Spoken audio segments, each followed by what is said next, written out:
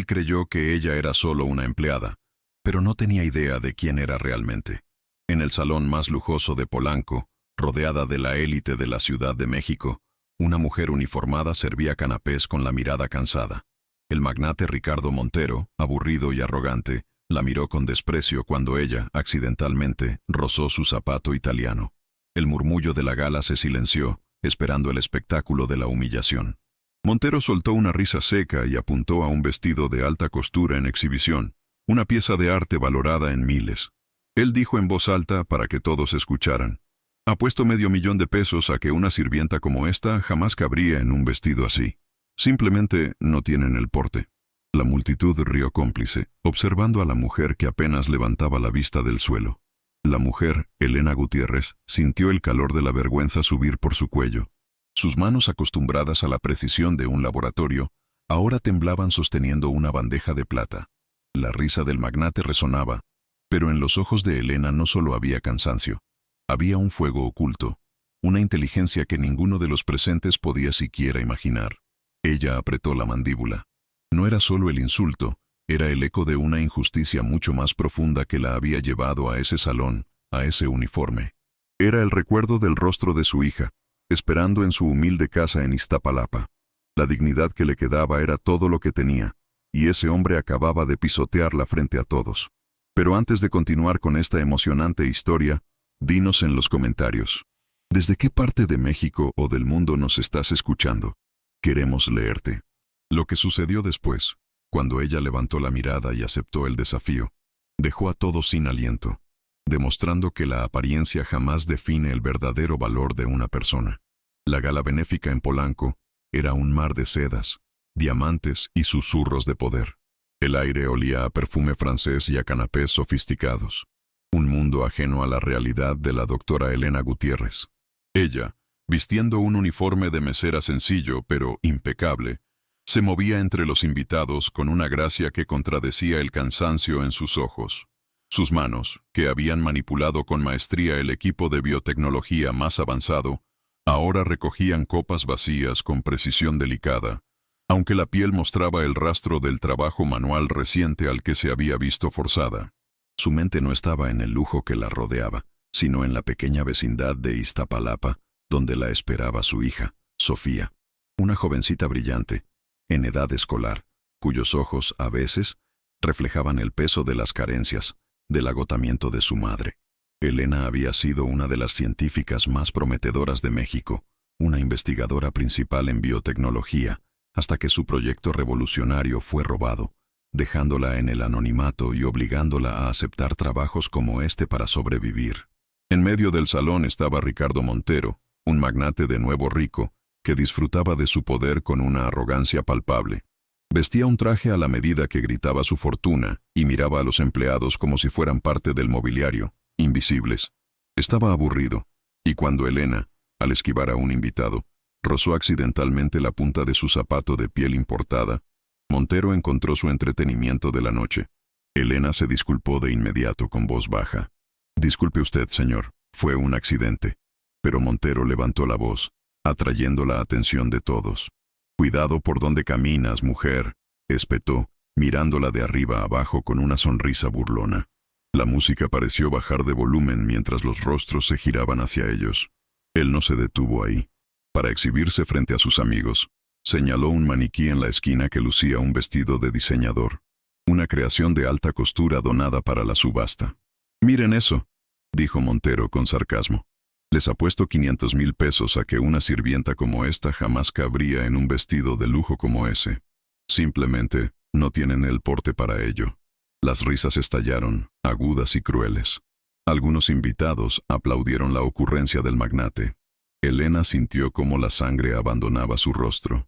No era solo la humillación pública, era la injusticia de ser definida por el uniforme que vestía, por la necesidad que la obligaba a estar allí. Sus ojos, marcados por noches sin dormir analizando datos, ahora luchaban por contener las lágrimas de frustración. Recordó a Sofía, la última vez que la vio esa mañana, dibujando en un cuaderno gastado, y supo que no podía simplemente huir. Necesitaba ese empleo, por miserable que fuera. Pero el desprecio de Montero había tocado un nervio, había despertado la integridad intelectual que seguía intacta bajo el uniforme. El silencio en el salón se hizo pesado, todos esperando ver si la mesera se rompería. Dime, ¿crees que merecía ser tratada así, solo por su apariencia? La humillación apenas comenzaba, pero la dignidad de Elena estaba a punto de ser puesta a prueba de una forma que nadie en ese salón, y mucho menos Ricardo Montero, podría haber anticipado. La apuesta de $500,000 quedó suspendida en el aire, como una sentencia. Elena Gutiérrez sintió el peso de todas las miradas sobre ella. No era solo un juego cruel, era una trampa perfecta.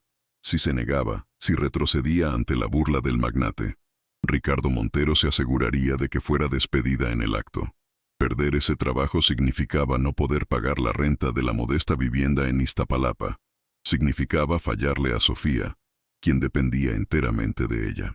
La dignidad ya estaba herida, pero el hambre era una amenaza mucho más real e inmediata. Pero lo que realmente estaba en juego, lo que hacía latir su corazón con pánico, no era el vestido ni el dinero, era el futuro de su hija. Cada hora que pasaba sirviendo canapés era una hora que no pasaba buscando la forma de recuperar su investigación robada, pero era el dinero que compraba los cuadernos de Sofía, la comida en su mesa. Si aceptaba la apuesta, arriesgaba una humillación pública que podría romperle el espíritu. Si la rechazaba, la miseria la golpearía esa misma noche. El silencio en el salón de Polanco era denso, expectante. Montero la miraba con una sonrisa triunfante, como un cazador que acorrala a su presa. Elena hizo un cálculo rápido, no de dinero, sino de posibilidades. Analizó el corte del vestido en el maniquí con su ojo entrenado para el detalle. Vio la arrogancia de Montero, la sed de espectáculo de los invitados. Comprendió que no tenía escapatoria, solo tenía opciones, y ambas eran terribles.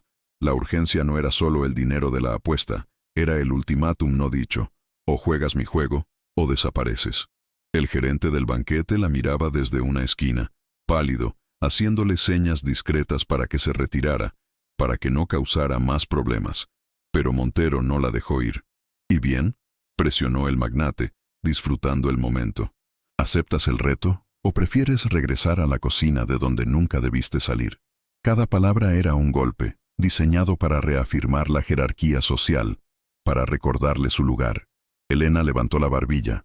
El recuerdo del rostro de su mentor traidor, el doctor Adrián Valdés, quien le robó su vida, cruzó su mente. Esta humillación pública, frente a la élite corrupta, era solo una versión más del desprecio que había sufrido en silencio. Si tenía que tragar su orgullo una vez más para asegurar la supervivencia de su hija, lo haría. Pero si iba a jugar, jugaría para ganar. Miró fijamente a Ricardo Montero, y el fuego regresó a sus ojos. El futuro de Sofía dependía de ese momento. Con una voz clara, que silenció los últimos murmullos, Elena Gutiérrez dijo: «Acepto la apuesta, señor». Lo hizo por Sofía. Lo hizo porque el límite de su desesperación había sido alcanzado. Ricardo Montero soltó una carcajada, encantado. «Tráiganle el vestido», ordenó. Los invitados se agolparon, sacando sus celulares, no para ayudarla, sino para grabar el inevitable desastre. La humillación estaba a punto de ser documentada, compartida y ridiculizada. Dos mujeres de la alta sociedad, con sonrisas de desdén, la tomaron del brazo para llevarla a un probador privado. «Date prisa», le dijo una, «no tenemos toda la noche para tu disfraz». La otra añadió en voz baja pero audible: «Pobre vestido, es un corte complejo, se va a arruinar en ese cuerpo». Elena no respondió. Su mente de científica estaba analizando la situación como un problema que debía resolver. Respiró hondo, cerró la puerta y se enfrentó a la tela de alta costura. En el salón, la atmósfera era de circo. Montero se sirvió otra copa de champán, sintiéndose el rey de la noche. El hombre que había empezado a grabar ahora transmitía en vivo, narrando con burla: «Aquí vemos, el magnate Montero va a pagar $500,000 si la Cenicienta logra entrar en el vestido de princesa. No se lo pierdan». La gente reía, apostando entre ellos. El gerente del banquete se escondía, temiendo por su propio trabajo. Entonces, la puerta del probador se abrió. El silencio fue instantáneo, como si el sonido hubiera sido succionado del lujoso salón. Elena Gutiérrez avanzó un paso. El vestido, una pieza de corte arquitectónico y tela fluida, no solo le quedaba bien, le quedaba perfecto. Se deslizaba sobre su figura con una elegancia que dejaba sin aliento, como si hubiera sido diseñado para ella. Pero no era el vestido lo que cayó la sala, era ella. Su postura había cambiado. Ya no era la mujer encorvada por el cansancio y la humillación. Su espalda estaba recta, sus hombros hacia atrás, no con arrogancia, sino con la autoridad innata de alguien acostumbrado a dirigir laboratorios y presentar ante comités internacionales. Su mirada ya no era sumisa, era analítica, penetrante, evaluando la habitación con una calma escalofriante. El vestido no la había transformado, simplemente había revelado a la persona que el uniforme de mesera ocultaba, la doctora Elena Gutiérrez. Los invitados bajaron sus celulares, confundidos. El hombre que grababa solo pudo enfocar el rostro de Montero, cuya sonrisa se había congelado, la copa a medio camino de su boca. El magnate sintió una punzada de algo que no reconocía. Intimidación. ¿Y tú? ¿Qué habrías hecho en su lugar? ¿Habrías aceptado la humillación por un bien mayor? Cuéntamelo en los comentarios. La elegancia de Elena era una bofetada silenciosa para todos en esa sala. Ella caminó con paso firme hasta el centro, se detuvo frente a Montero y dijo con voz tranquila: «Creo que usted me debe $500,000. El video de ese momento, contrastando la crueldad de Montero con la dignidad suprema de Elena, explotó en internet, pero el video no se volvió viral como un cuento de hadas. Los titulares no decían «Mesera se vuelve princesa». Los titulares decían «Magnate de Polanco humilla públicamente a empleada en gala benéfica». La narrativa que se apoderó de las redes fue la de la crueldad, el abuso de poder y el clasismo de la élite mexicana. La historia de la apuesta del vestido se convirtió en un escándalo nacional. La mañana siguiente, las acciones del imperio de Ricardo Montero comenzaron a caer. Los inversionistas estaban furiosos. La broma de $500,000 le estaba costando cientos de millones en valor de mercado y una crisis de relaciones públicas sin precedentes. Montero, encerrado en su oficina de lujo, estaba lívido de rabia. La mujer que debía ser un chiste de 5 minutos estaba amenazando con destruir todo lo que había construido. Golpeó su escritorio y gritó a sus asistentes: «Quiero saber quién es esa mujer. Encuentren todo sobre ella. Quiero su nombre, dónde vive, quiero destruirla».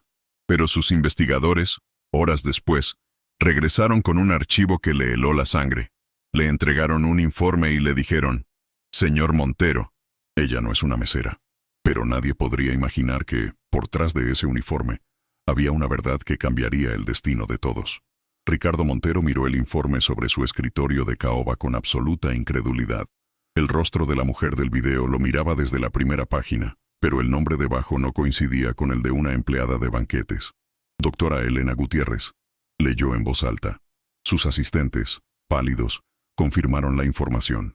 No era una simple mesera, era una científica de biotecnología de nivel mundial, ex investigadora principal de un proyecto revolucionario sobre regeneración celular. Una mente brillante que había desaparecido del ojo público hacía 2 años, tras ser traicionada.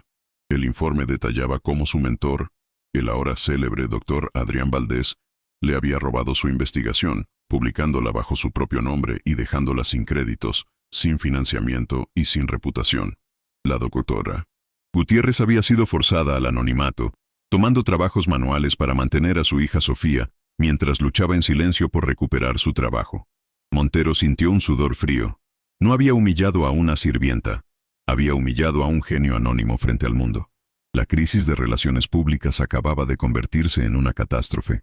El magnate, enfrentando la ruina de su reputación y la caída de sus acciones, entendió que ya no podía destruirla. Necesitaba que ella lo salvara. Con una urgencia desesperada, ordenó a su equipo que la localizaran. La reunión se llevó a cabo no en su oficina, sino en un hotel neutral. Elena llegó, no con el uniforme, sino con ropa sencilla, pero con la misma postura digna que había mostrado con el vestido de lujo. La arrogancia de Montero se había evaporado, reemplazada por una falsa cordialidad que apenas ocultaba su pánico. Él le ofreció un acuerdo. «Doctora Gutiérrez», comenzó con un respeto forzado, «he investigado su situación. Lo que le hizo el doctor Valdés es una injusticia monstruosa». Le propuso un trato que, en la superficie, parecía generoso. Él usaría todo su poder y financiamiento para crear un nuevo laboratorio para ella. Además, la ayudaría a exponer públicamente a Valdés y recuperar lo que era suyo. La oferta era tentadora. Era todo lo que ella había soñado para darle un futuro a Sofía. Pero había una condición, una trampa de seda. A cambio, dijo Montero, necesito que participemos juntos en una conferencia de prensa, una reconciliación pública. Usted debe limpiar mi nombre, decir que todo fue un malentendido, que yo soy un filántropo que ahora apoya su brillante trabajo. Elena lo miró fijamente, analizando cada palabra. Él no quería justicia. Quería salvar su propio pellejo usando la genialidad de ella, de la misma forma que Valdés lo había hecho. Elena pensó en Sofía, pensó en los años de trabajo robados. Vio la plataforma que Montero le estaba ofreciendo, el acceso a los medios de comunicación que ella jamás tendría por su cuenta. Vio la oportunidad, no de perdonarlo, sino de usar su propio escenario para su verdadera jugada. Después de un largo silencio que torturó al magnate, ella asintió lentamente. Acepto su acuerdo, señor Montero. Él respiró aliviado, creyendo que la había comprado. Lo que viene te va a sorprender. Así que deja tu like y suscríbete para no perderte ninguna de nuestras emocionantes historias. Montero sonreía, planeando su regreso triunfal a la gracia pública. Pero lo que él no sabía era que la doctora Gutiérrez no iba a esa conferencia de prensa a perdonar a nadie. Iba a ejecutar la justicia con la precisión de un bisturí científico frente a todo el país. La conferencia de prensa estaba abarrotada. Las cámaras de las principales cadenas nacionales apuntaban al escenario donde Ricardo Montero, con una sonrisa ensayada de humildad, esperaba junto a una serena doctora Elena Gutiérrez. El plan era simple. Él anunciaría su descubrimiento del talento oculto de Elena y su generosa donación para su laboratorio, y ella confirmaría que la apuesta del vestido fue solo una excentricidad de millonario malinterpretada. Montero se acercó al micrófono para iniciar la farsa, presentando a Elena como la víctima que ahora era su protegida. Cuando Elena tomó la palabra, el salón quedó en silencio. Agradeció a Montero por la plataforma. El señor Montero, en efecto, me ha dado una oportunidad invaluable, comenzó, su voz resonando con calma.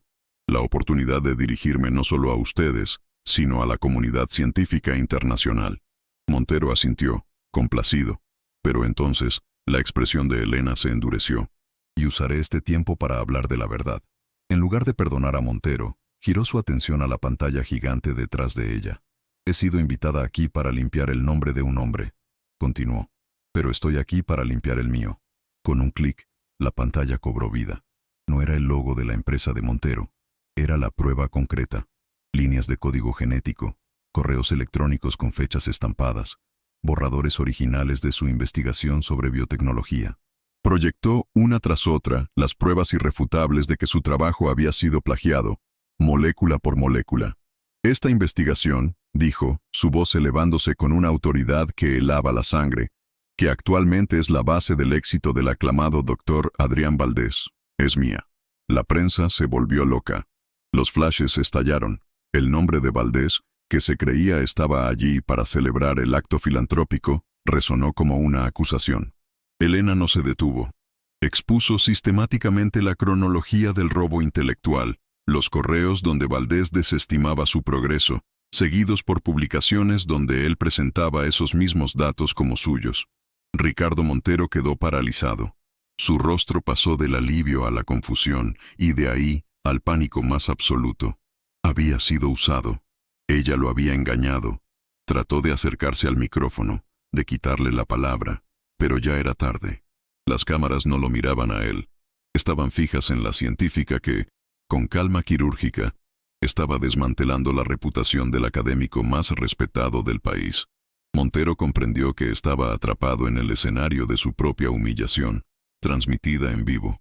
El doctor Adrián Valdés, presente en la audiencia por invitación de Montero para testificar la genialidad de Elena, a quien creía destruida, intentó levantarse y huir, pero las cámaras se giraron hacia él. Su rostro, pálido y sudoroso, era la imagen misma de la culpa. Los reporteros comenzaron a gritarle preguntas.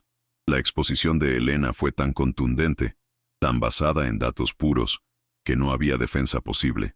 La caída de Valdés fue instantánea y brutal. Montero, viendo el desastre total y la única salida posible, Tomó una decisión en una fracción de segundo. Si no podía salvar su reputación como filántropo, la salvaría como un tiburón que huele sangre. Dio un paso adelante, interrumpiendo el caos, y puso una mano en el hombro de Elena. «Esto es una atrocidad», gritó al micrófono. «La doctora Gutiérrez tiene razón. Mi organización cortará todo lazo con el fraude que es Adrián Valdés, y duplicaremos el financiamiento para el nuevo laboratorio de la doctora. Apoyaremos la verdadera genialidad». Era una rendición forzada, una forma de unirse al bando ganador en el último segundo.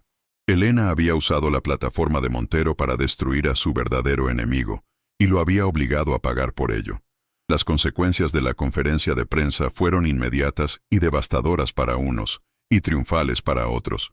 La comunidad científica internacional reaccionó con indignación contra Adrián Valdés y con un apoyo abrumador para la doctora Elena Gutiérrez. En cuestión de días, Valdés fue despojado de sus títulos, sus publicaciones fueron retractadas y enfrentó múltiples cargos por fraude y robo de propiedad intelectual. Desapareció de la vida pública, su nombre se convirtió en sinónimo de vergüenza. Ricardo Montero, aunque públicamente se posicionó como el Salvador, aprendió una lección que le costó millones y una humillación pública que nunca olvidaría. Cumplió su palabra, forzado por las circunstancias. Financió la creación del nuevo laboratorio Gutiérrez, una instalación de vanguardia. Sin embargo, su nombre no estaba en la fachada. Elena se aseguró de que fuera un centro dedicado a la ciencia ética, y su primer acto fue crear un fondo de becas para jóvenes de bajos recursos. Elena Gutiérrez no solo recuperó su nombre y su investigación, recuperó su vida. Se convirtió en un ícono, no solo en la ciencia, sino como símbolo de la dignidad inquebrantable. Ya no tendría que elegir entre su trabajo y el bienestar de su hija. El futuro de Sofía, aquella jovencita que dibujaba en cuadernos gastados, estaba asegurado. Su madre, antes una sombra sirviendo en salones de lujo, era ahora una de las mentes más respetadas del país. Para Ricardo Montero, la redención fue forzada pero real. El incidente transformó su visión de los negocios y de las personas. Comprendió, de la manera más dura, que el valor no reside en la ropa de diseñador ni en las apariencias. Descubrió que la verdadera capacidad y el poder se encuentran en la inteligencia, en la resiliencia y en la integridad, valores que él, en su arrogancia, había estado a punto de destruir y que, paradójicamente, habían salvado su imperio de la ruina total. La historia de la apuesta del vestido se convirtió en una leyenda moderna en la Ciudad de México. Ya nadie hablaba del lujo de la gala de Polanco. Hablaban de la noche en que una mujer, vestida con un uniforme de mesera, demostró tener más valor, inteligencia y porte que todos los millonarios juntos en esa habitación. Se convirtió en un recordatorio de que, en México, la tierra de la resiliencia, las apariencias siempre engañan. Aquel día, todos en esa gala, y millones a través de sus pantallas, aprendieron la gran lección. Nunca debes juzgar la capacidad de una persona por el uniforme que viste o por el trabajo que realiza para sobrevivir. La verdadera genialidad, el verdadero carácter, no necesita trajes caros para brillar. Reside en la mente, en el corazón y en la dignidad que se mantiene intacta, incluso en la más profunda humillación. Aprendieron que la verdadera riqueza no es la que se presume en fiestas de lujo, sino la que se lleva por dentro. Es la sabiduría cultivada en silencio, la fuerza que se obtiene al levantarse después de caer, y la integridad que no tiene precio. Elena Gutiérrez les recordó que, a veces, la mente más brillante es la que se ve obligada a servir las copas, esperando pacientemente el momento de reclamar su destino. ¿Y tú? ¿Qué enseñanza te deja esta historia? ¿Qué lección te llevas de la increíble determinación de la doctora Gutiérrez? Escríbelo en los comentarios. Quiero leer tu reflexión y saber qué te ha parecido este acto de justicia. Si esta historia te conmovió el corazón y te hizo pensar sobre el verdadero valor de las personas, compártela con alguien que también necesite escuchar este mensaje. Compártela con todos aquellos que saben que la humildad y la inteligencia siempre, al final, vencerán a la arrogancia.